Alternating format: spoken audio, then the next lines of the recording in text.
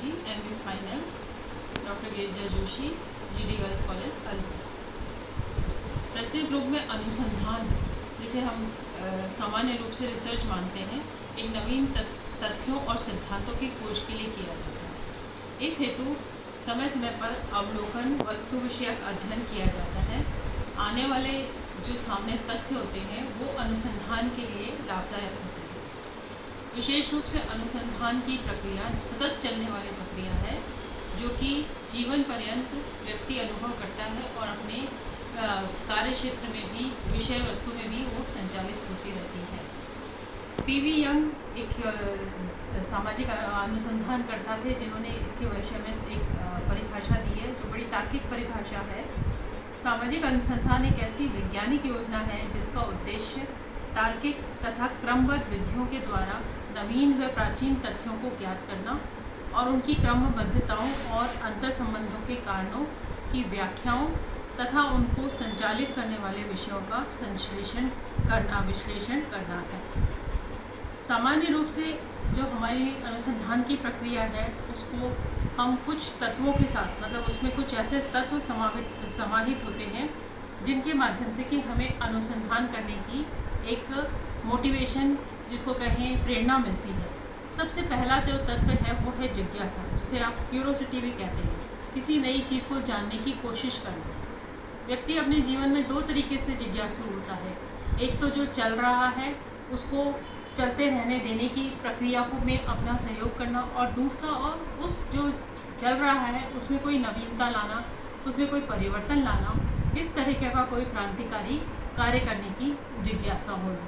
तो महत्वपूर्ण रूप से जब जिज्ञासु हो जाता है व्यक्ति तो उसमें शोधपरक क्षमताएं विकसित हो जाती हैं और उन क्षमताओं के कारण वो अपनी शोध की जो प्रवृत्ति है उसको बल मिलता है और उससे कोई नई नई प्रक्रियाएं बनती हैं, नई नई अनुसंधान होते हैं जो कि हमारे नित्य प्रति जीवन के लिए भी, विषय के लिए भी और हमारे वातावरण, समाज, देश सब के लिए अनिवार्य होते हैं।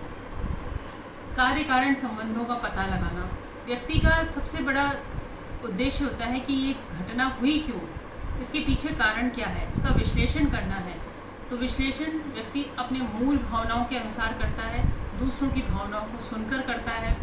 और तीसरी बात है कि व्यक्ति के एक अंतःकरण में एक चेतना जागृत होती है और उसके माध्यम से वो संबंधों का आकलन करने की कोशिश करता है।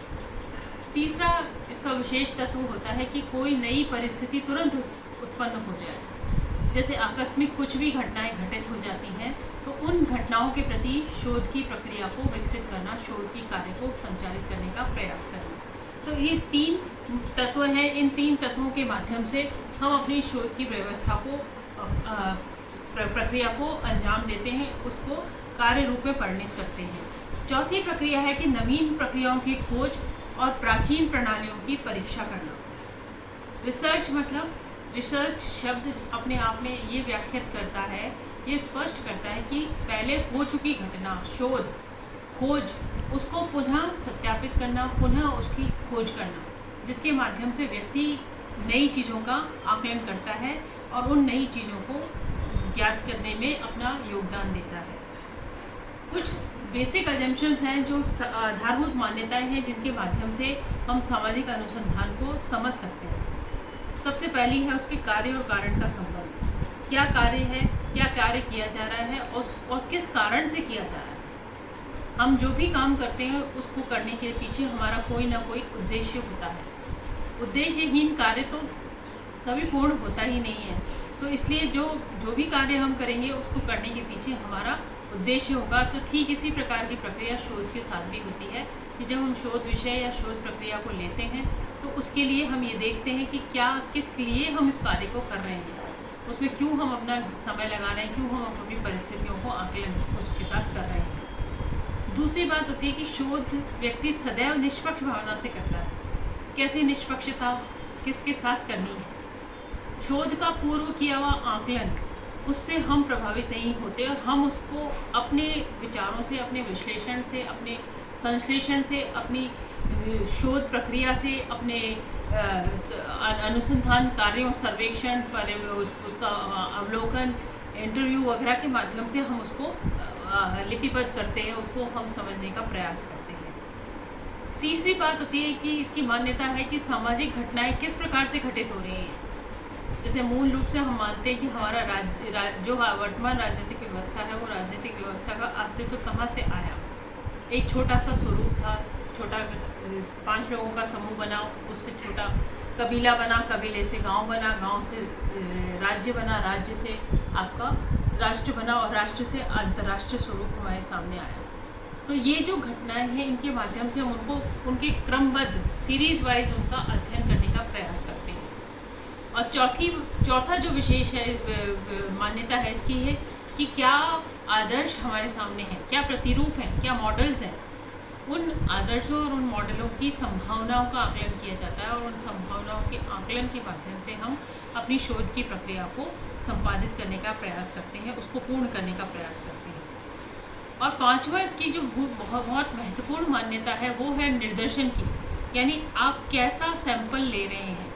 शोध की प्रक्रिया एक बहुत महत्वपूर्ण प्रक्रिया है जिसमें सबसे महत्वपूर्ण उत्तरदायित्व होता है आपने किसको शोध किसके लिए क्या रहे हैं और कौन सा व्यक्ति उसके साथ जुड़ा हुआ है। और वो जुड़ा हुआ व्यक्ति होता है उसको हम मानते हैं सैंपल। चाहे वो सैंपल आपके स्थान का हो सकता है, सैंपल आपका व्यक्ति हो सकता है, सैंपल आपकी कोई ऐतिहासिक धरोहर हो सकती है, कोई आपका दस्तावेज हो सकता है, कोई आपका अखबार की प्रक्रियाएं हो सकती हैं, कोई आपका ऐतिहासिक अवलोकन हो सकता है। तो इन सब के माध्यम से हम ये देखते हैं कि हमने कैसा सैंपल सेलेक्ट किया है, कैसा हमने उसको चयन किया है, हमारी क्षमताओं पर निर्भर करता है। और जितना ज़्यादा सैंपल हमारे लिए सहयोगात्मक स्वरूप में उपस्थित होगा उतना ज़्यादा ही हमारा शोध की जो प्रक्रिया है वो अच्छी तरीके से संचालित होगी और उसकी मान्यताएं हमें, उसके परिणाम हमें अच्छे सफलतापूर्वक प्राप्त होंगे। तो ये तो शोध प्रवृत्ति का आज का प्रथम अध्याय था और इसका जो दूसरा भाग है वो हम इसके दूसरे भाग में मैं इसके पूर्ण विश्लेषण इसका संपन्न करेंगे। धन्यवाद।